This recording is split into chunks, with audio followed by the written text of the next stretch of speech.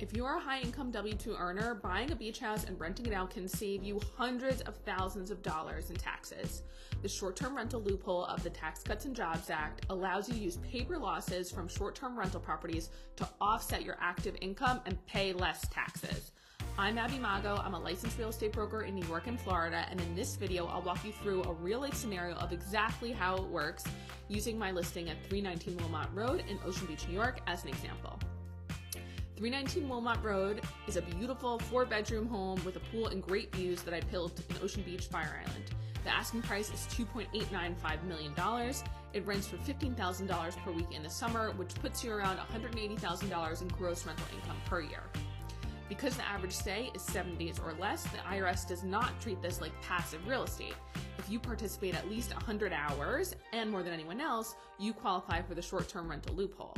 That means your expenses and depreciation can offset your W-2 income instead of only being deductible against passive income. But here's where it gets really juicy. If you buy a beach house like this, you can order a cost segregation study.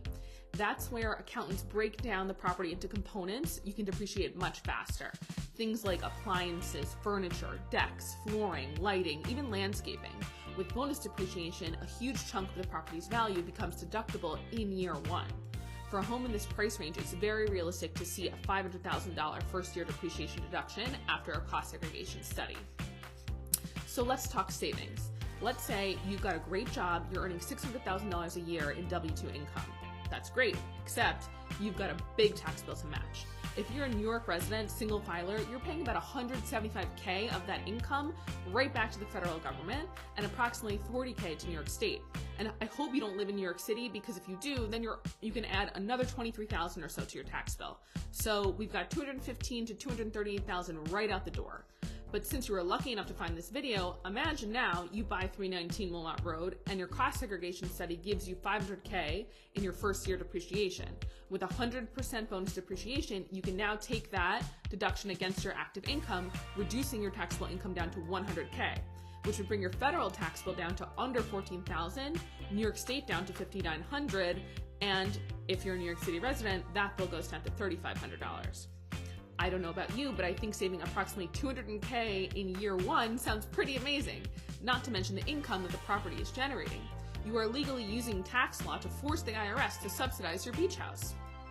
So you've got strong rental demand, $180,000 in potential annual revenue, a massive year one tax deduction, and you can still use the home for personal stays as long as you don't exceed 10% of the number of rented nights or 14 days, whichever is greater. If you're a W-2 earner making bank, buying a beach house isn't just about lifestyle, it's a tax strategy. And 319 Wilmot Road is an incredible example of how powerful this can be.